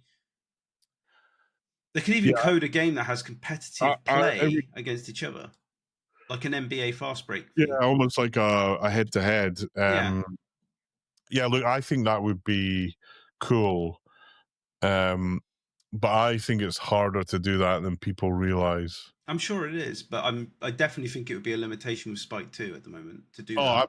I think so for sure. Well, the fact that they haven't even tried would suggest. But I mean, the other thing is I'll look at. I mean, it impresses me how much they've got out of Spike 2. You look at Jaws with the different games, the 3D mode, and then the different code versions. The broken, they just rammed it, man. And I mean, you almost get 5 games with Jaws. It's crazy when you think about it, isn't it? It's all nice. The code's all finished now, and it's asset complete. It's insanely good. I mean, if you're listening, you haven't played Jaws, holy moly, go out and find the Jaws. It is. Is there one going to be at PinFest? I can't remember. There's one in the tournament. I don't know if there's one on the floor. From what I understand, there's no King Kong going to be at PinFest. And actually, why don't we move into PinFest? Yes, we should finish up with that, right? It's what people probably came to listen for. Yeah. So, look, I think I'm gonna. I don't know. I'm not going to. First of all, Phil and the team at PinFest put a huge amount of effort in to bring this show, and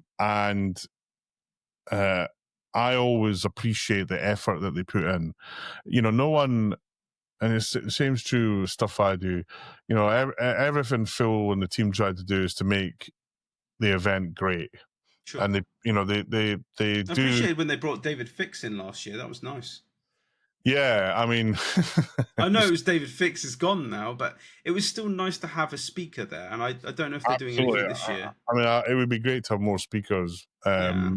They've done that in the past, but I don't think we're going to see that, sadly. Shame. But look, I just want to signal something, right? Which is, it's a Star Trek quote, which is, "You can do nothing wrong and still not win." And it's kind of like, okay, I've done everything I should have done, but it didn't turn out the way I expected, right? And it's really hard because you're saying to yourself, what more could I do?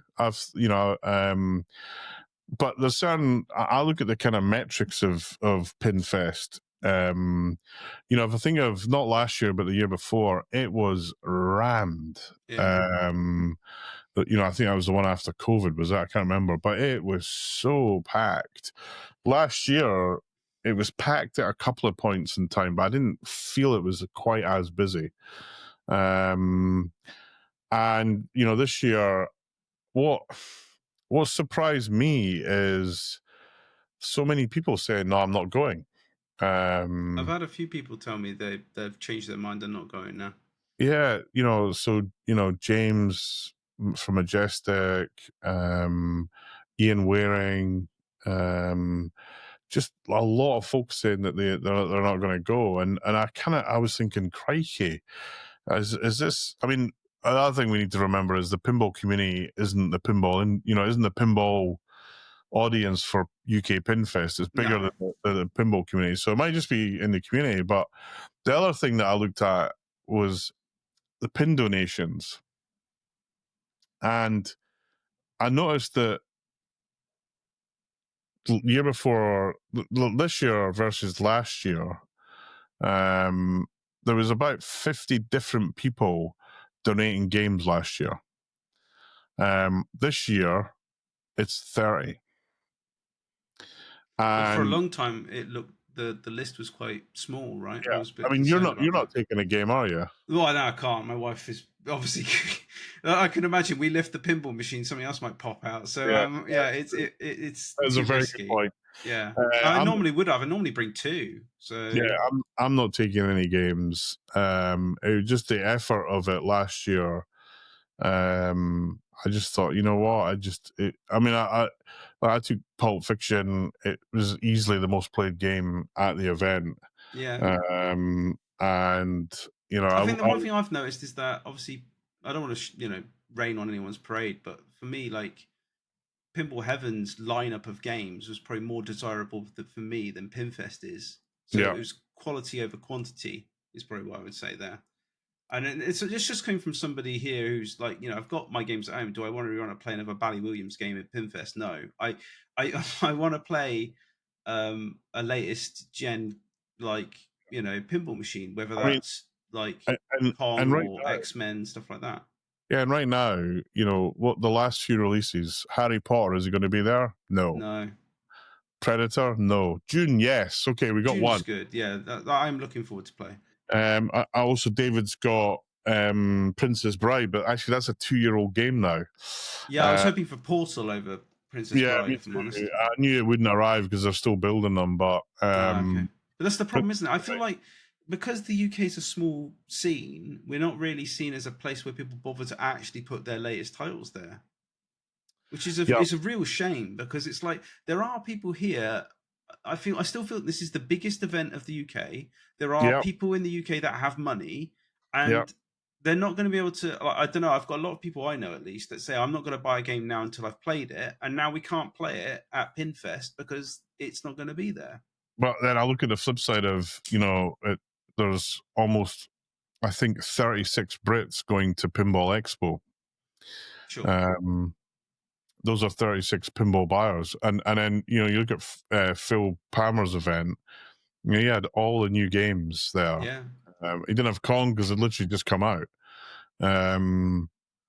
But there's no Kong, there's no X-Men, Uncanny X-Men, there's no Metallica remastered. I think in defense there is an X-Men, but it's going to be in the foyer under the charity things. I think Electrocoin are submitting an X-Men. Are they? Oh, Yes. okay. So that's something.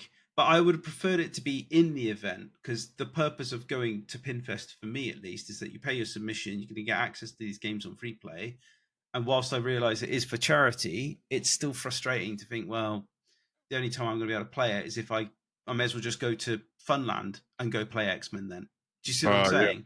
That's my argument. It's like, if I'm going to go to PinFest, it should be in the lineup, not in the foyer. But so Electrica, I've just noticed, I didn't notice this before actually. They must have added this, but yeah, X-Men, Uncanny X-Men, Venom Pro, and Led Zeppelin Premium. I mean, Led Zeppelin we had there 3 years ago. Venom Pro, was Venom there? I don't think it was. But the Pro's awful, man. It's great there's an X-Men LE there, though. I predict that's the same one that Matt borrowed for the event. He had an event at what was it? What do they call it? Comic-Con in London. Oh yeah, okay. Basically, but I will play it. I definitely will put some money down. I mean, that's definitely good news from the point of view that one, there's a charity event, because Chris B. I mean, so people who aren't going and aren't taking games, Chris B. Phil's not sending any games there at all, and it's definitely there's definitely a gap of people willing to carry games, and what's kind of weird about that is Phil put a lot of effort in to make sure that those who donated games got a room first. Sure. So it's kind of weird, but look, I it's great to see that there will be at least one. No, it's newish. It came out actually a year ago. X-Men LE, so it's good. And then there is a Jaws, but it is in the tournament. Which is a bit of a shame, really, because it's such a good game. It'd be great for people to be able to play it more. Gonzo's bringing his Jaws. Look, I mean, for me at least, PinFest, I say I'm hopeful. I still think it will be rammed this year, because the hotel bookings, I think, sold out within the first hours of the release of them. And on top of that, I think there's still a wait list that's like 50 or 60 strong of people trying to get a room, which probably begs the question. It's like, does the event need to be relocated to a place that has better accommodation? Probably. But I realize it's a balance of cost versus, location versus, I suppose, availability of venues and stuff like that in this country. But I would personally like it more if the bigger players like Stern, JJP, even Barrels of Fun, just give this venue a bit more credence and say, actually, it's worth putting some money down here and bringing in a speaker, bringing in some games, and then putting a bit of promotion on. I mean, I think until where it is, I think there's no chance of that happening until it moves to a bigger location. I suppose it has to go to London, really, doesn't it, at that point? But yeah. Well, yeah, and the chances of running this show in London are zero. Just the cost of a venue. I mean, the ticket price would have to be, I don't know, to rent the same sort of space. The ticket price would probably have to be £300, and people just aren't going to pay that. And don't even think about what the hotel room costs would have to be. So what games am I looking forward to play? So Mooseman's bringing his Pulp Fiction. That'll be good. And then Metallica Pro, maybe. Kings and Queens EM. I always like a good EM. What else? Super Hoop. I mean, it's just. I'll be honest with you. There's not RoboCop's probably one of the games I just love playing it. It's rare, and I don't get to play it every year. I swear. For me, like the ones that I'm looking forward to are Dune and X-Men. Those are the ones I'm looking out for. Evil Dead, if you bring it, hint, would be great. Like that to me is something I absolutely regret not getting that game. I really do. Yeah. Well, I've got 2 of them. And I know it. It's a great game. It's a shame. But I think Kong. I mean, Barrio's Barbecue is going to be there, which will probably last about 20 minutes, unfortunately. What else Sorry, is no on? one's going to play it anyway. Yeah, Blues Brothers. That's going to be hilarious. I think you have to just take. I tell you what we should do. We should take a picture in front of it. Maybe I'll bring a hat, a fedora hat, or something like that. So there's already a picture of me on Facebook playing Blues Brothers just before I ripped it apart because it was so fucking awful. But yeah, so actually here we go. Retro Arcade Specialist. I mean, he's probably the only dealer making an effort. So well done, Dave. Dune, P3 Princess Bride. Yeah, I'll be interested to see how that lasts. I've heard a lot of... Be a real test for a multi-morphic, right? To be on location like this. Yeah. Blues Brothers. If that lasts, it'll be a miracle. Ninja Eclipse. Actually, Ninja Eclipse is a great game. Everyone. Do you know what? Actually, I will try Ninja Eclipse. Yeah. It is a great game. It's tough, but it's such a good game. ABBA. Discuss that. Maybe we need to do a Rust thing for ABBA. Houdini is a great game. I like Houdini. It's tough, but it's great. Hot Wheels, another good game.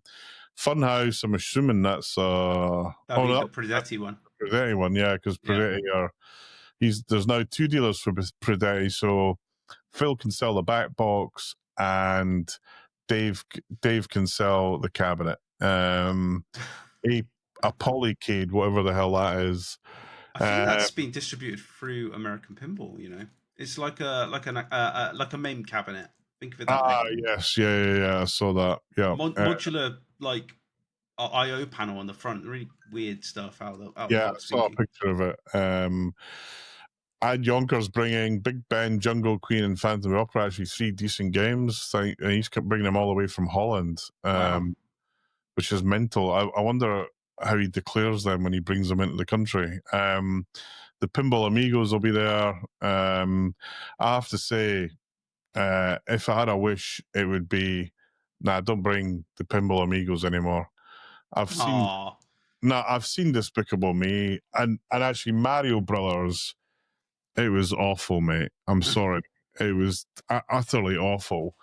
And if they were to be sued by Nintendo, I wouldn't have a lot of.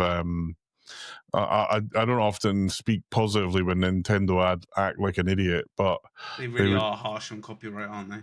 Yeah, they're ridiculous on it. I get why, but it sometimes feels over the top.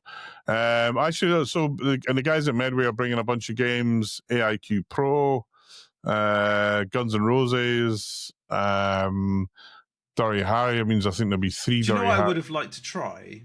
Avatar. Yeah. I would have loved to try it. I don't think I'd ever buy the game, but I'd love to try it. Yeah, again, I don't know. Phil doesn't feel it's worth the effort of putting it in, so it's not there. Avatar and Harry Potter would have been the ones I would want to try. I think does that mean that there's 3 Dirty Harrys going to be there? That's mad. Holy shit. Avatar is coming, but not the one that you want to play. The stern one. The one that's even worse than the one that's bad. Actually, Vince is bringing a couple of cool games you should play. Aztec, Surf Champ, and Hit the Deck. Actually,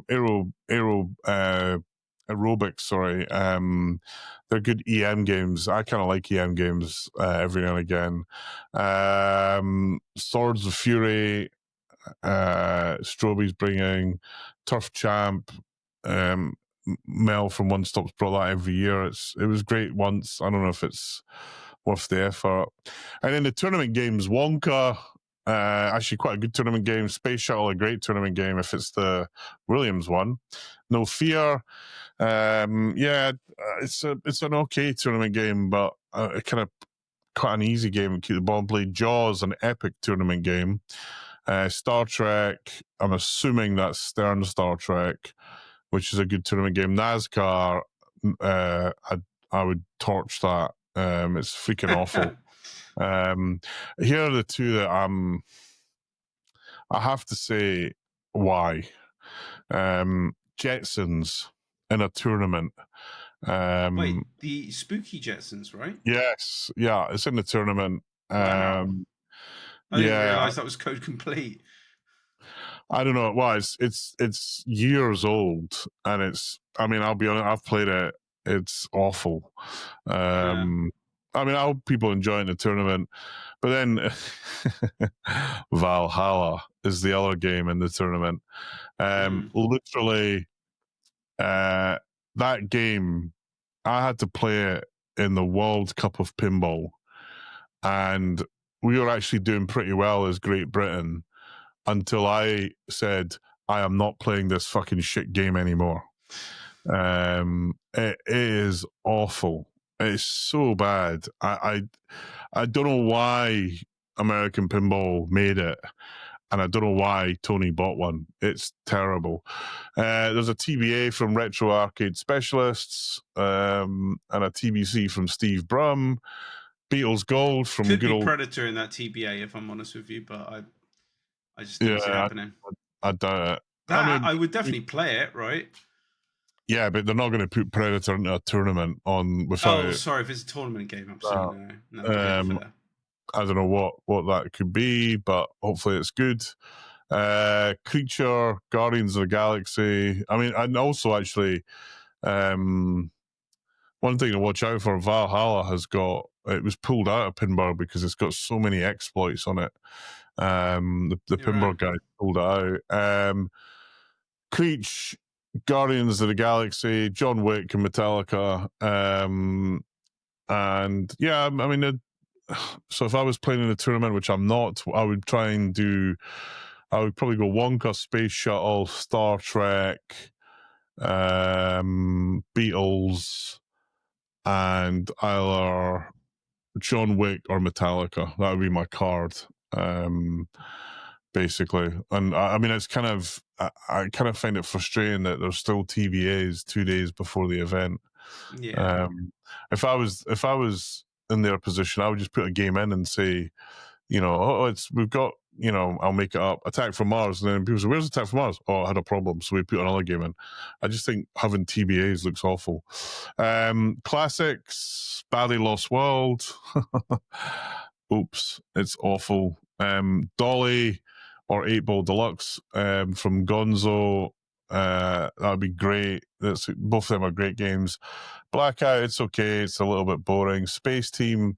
So last year, Keith Zakaria, Keith, really good guy. He had that last year at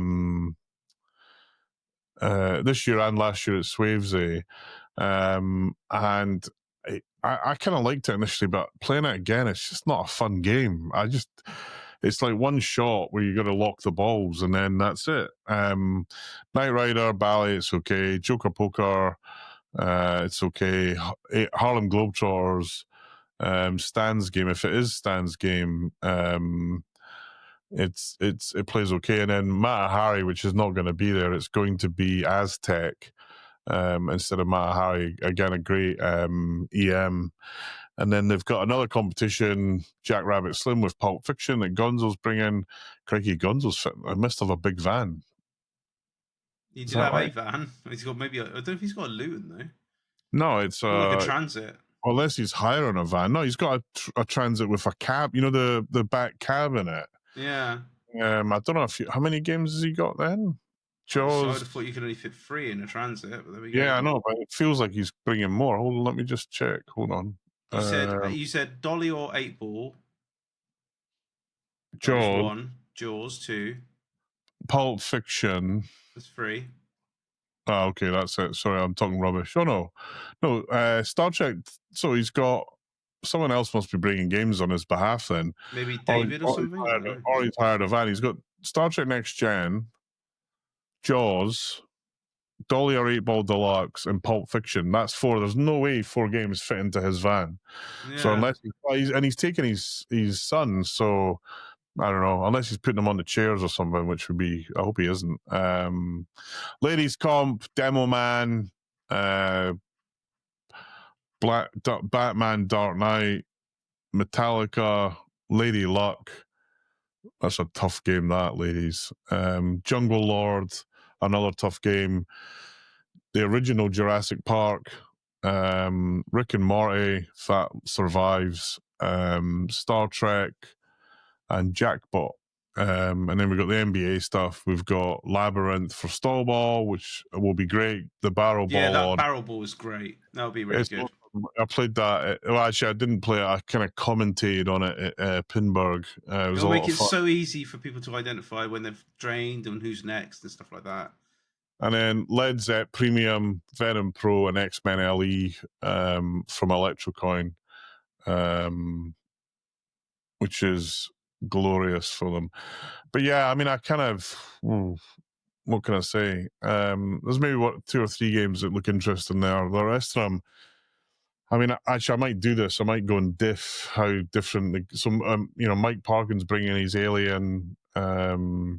That's a staple game, really. That one I nowadays. know it's. I mean, the August Dai's bringing Starship Troopers. Actually, it's quite a fun game. That TNA, actually, Circus Voltaire. I That'll probably think get the a lot of challenge play. we've got, right, is that the desirable tiles will probably get huge queues behind them, and the least desirable ones will be left empty.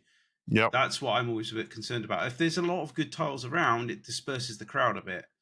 Yeah. That's where you're going to have problems, because everybody's going to be queuing up to play Dune. Everybody's going to be queuing up to play X-Men. It's going to be hard. I mean, Ninja Eclipse may even get rammed, to be honest with you, because again, it's new. It'll get rammed, no question about it. It's a good game. I'd recommend everyone try and play it. No, it's awful. Don't play it. But I do think, hold on, let me just, it's a really 3 Dirty Harrys. That's freaking hilarious. So Take the Plunge is bringing one. Nick is bringing one. Oh no, there's just 2 Dirty Harrys. Okay. We can live with 2. Some duplications are going to be, We should get them together and do a head-to-head, a heads-up. That would be cool.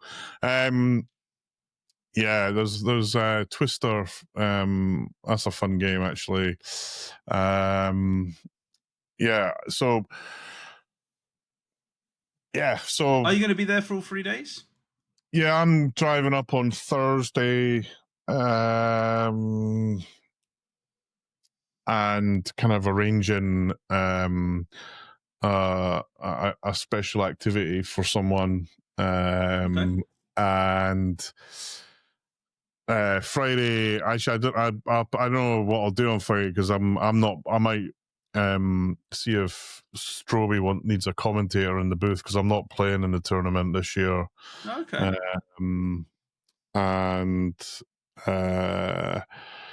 I might see if Matt said he might need a hand setting some games up, so I might do that. And then so Friday night VIPs, then Saturday play some pinball, chill out, have some beers.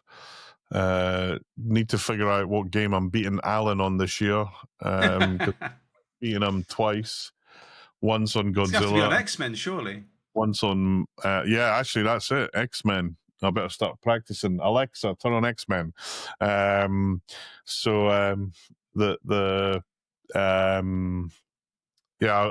that. Hopefully they'll put the new code on it as well. Yes, indeed. Actually, where's Alan? I thought Alan was bringing games. Let me see. Is he bringing games? He said he was bringing games. Oh yeah. Oh no, that's a different Alan. No, I wonder if it's Alan that's actually bringing the Electrocoin games. I suspect it might be. Because he works for Electrocoin. He's a distributor. That would make sense then if he orchestrates that. Yes, indeed it would. I can't find Alan on the list, so I'm assuming. Oh, what's his name? It's I forget. You put me on the spot. I can't remember his username in the forum. Forum. I wish people would use their real names on the forum. All right. So look, have fun at PinFest. Play. Everyone's challenge at PinFest is to play a game they've never played and write a review of it on the forum. That's your homework, folks. Bad time. Yeah. And tell us what you thought of the games. Remember and thank all the volunteers there. It's hard running an event like this. It requires volunteers to do it. And fill in the gang work round the clock to make sure everyone's happy. So, look, we're looking forward to seeing you. Scott and I will be doing autographs if you want one. Yeah, sure. If you don't, that's okay too. We're happy to, if you want us to sign a pinball machine, My fee is 50 quid. Scott's is a fiver. No, I should get Scott to sign it because he knows what he's doing in terms of. He needs to know how to build them, Neil. Exactly, mate. You know, I'm just a player, man. I'm this building malarkey. It's like actually you can't remind me when I said I can't remember which game, it was Blues Brothers, when I had a go at it, and Mike, is it Mike, the guy who runs Home Pin? Yeah, Mike from Home Pin. Yeah. His reply for my kind of 4 paragraphs of why it's so shit, and boy is it shit, was, well, why don't you make a pinball machine and make it better? To which my response is, Mike, I'm not in the pinball making business. I am in the pinball buying business. That means I'm a potential customer.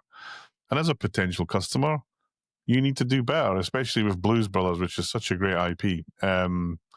Anyway, yes, it's great. Yeah. And, you know, keep your ears to the ground. Look forward to seeing you all and having a whale of a time. And here it is. It is the Great British Pinball special show announcement. Ladies, but mostly gentlemen, in the shops, you'll find this section called cleaning products. At the shop, with the cleaning products, you'll find this thing called deodorant. You can buy it. It's about £1.79, right? That deodorant will bring your pinball colleagues much happiness. Spray it all over your body. Spray it in places that you've never seen for 10 years. Spray it so liberally that you might need to buy 2 cans. And for everyone else, get smelling salts. Yeah. And then in your room, pinball fans, as you go into the room, you will see some things that you're familiar with and some things that you're not. You will see the floor where you hang your clothes. You will see a bed where you flop after drinking way too much. You may even see a fan. I recommend turning it on because it's going to be toasty this weekend, ladies and gentlemen. There's a TV there. Don't bother turning that on. That will lead to no good. But there is something else. You'll notice this thing, there's a toilet there. You know how that works, I hope. There's also a sink next to the toilet for washing your hands. And by the way, that sink's also present in the toilets downstairs. And some of you know who I'm talking about. But there's this thing, and it might look like a bath. It's like a long thing that looks like it could take a person. It might look like a square cubicle. And when you turn the things on the wall, water comes out. Every morning, there, you know, the pinball process is to stand under that water. And in all seriousness, I know you're bleeding this out. Why do people not feel it's necessary to keep themselves clean? I don't know. But there we go. I struggle with this, and actually, it came up at Texas Pinball Festival. There was a discussion on pinball locations, right? And the thing, why do we have smelly pinball players, right?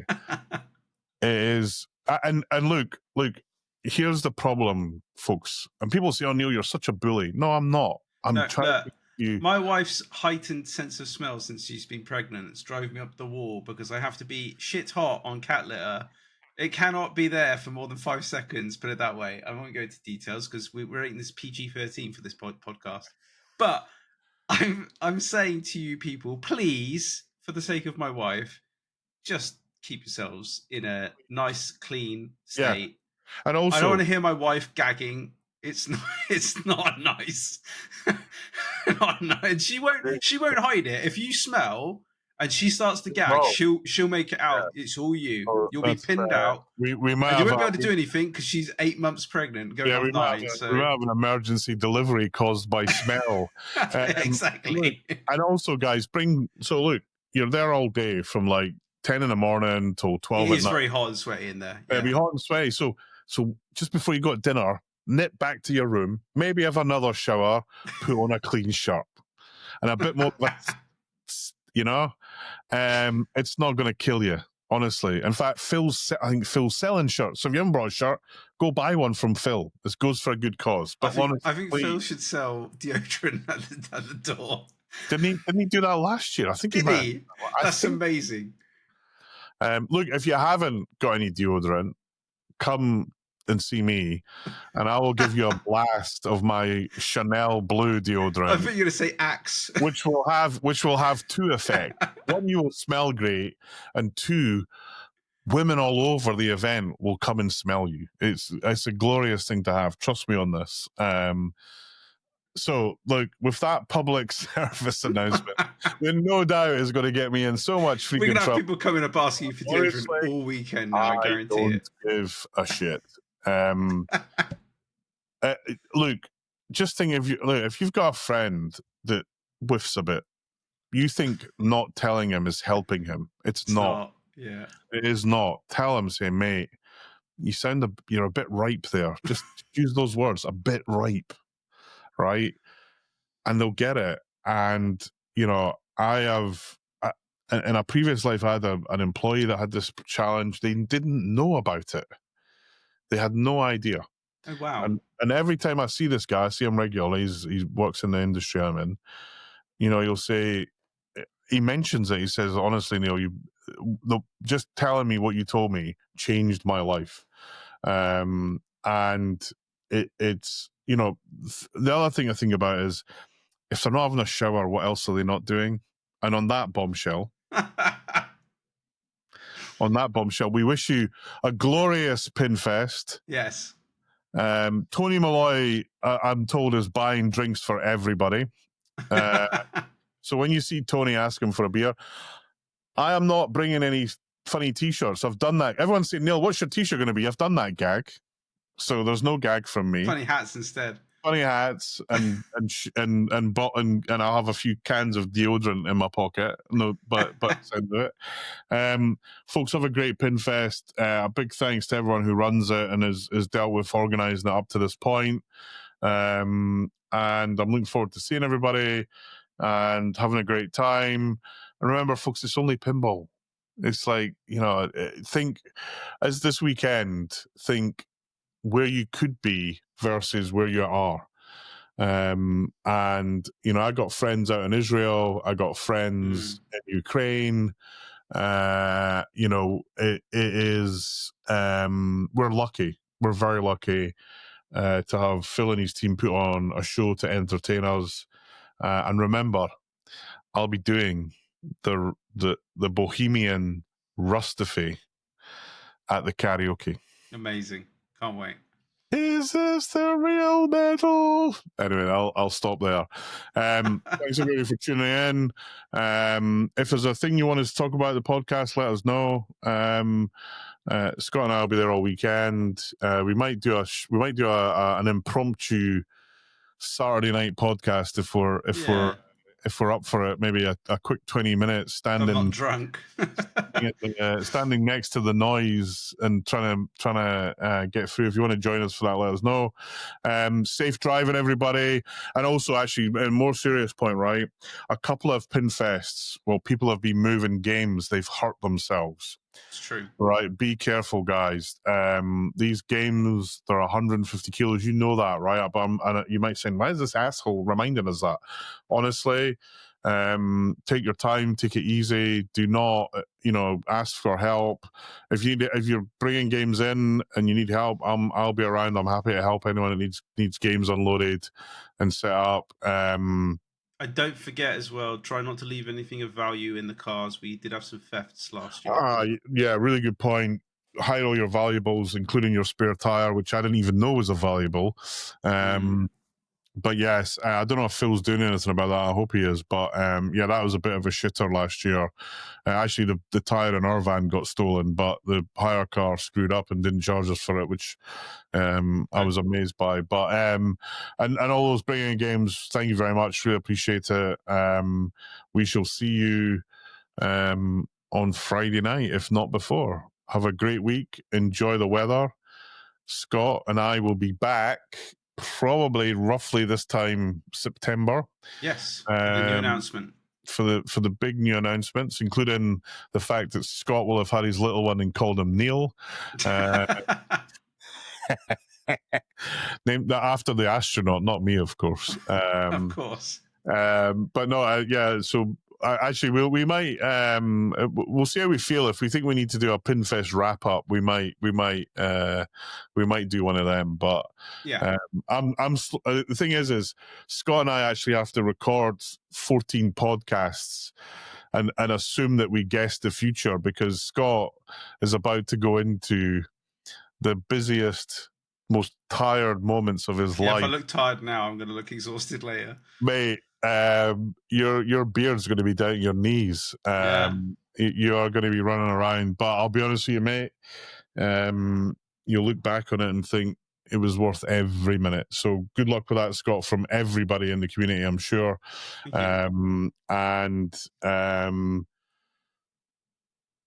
Mine is the wateriest beer that they've got and a black currant lemonade.